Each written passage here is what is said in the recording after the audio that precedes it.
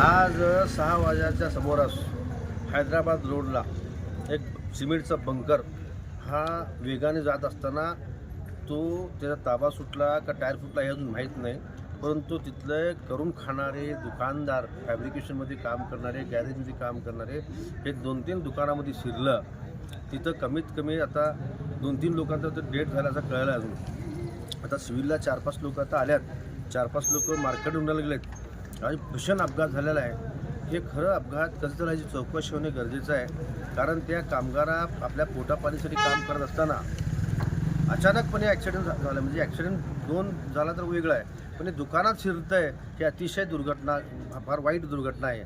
मी खरं म्हणलं तर प्रशासनाला विनंती करतो की असे अपघात कसं टाळावा ह्याच्यावर नियंत्रण आणण्याची गरज आहे. आज गरीब कुटुंबातले माणसं मरतात, त्यांचा पूर्ण घराचा पूर्ण जबाबदारी त्यांच्यावर असते. आता हा कामगार जर मयत झाले तेवढे तर अतिशय दुर्घटना फार मोठी घडलेली आहे. मी पोलीस खातं असू द्या किंवा प्रशासन त्यांच्यावर विनंती करतो की असे अपघात होऊ नये. कारण रस्त्यावर जात असताना एवढा मोठा अपघात होत आहे. अजून तो बंकर सोलापूर शहरातून जाताना सुद्धा अतिशय वेगाने चालवतात. ह्यांच्यावर यंत्रणाची गरज आहे.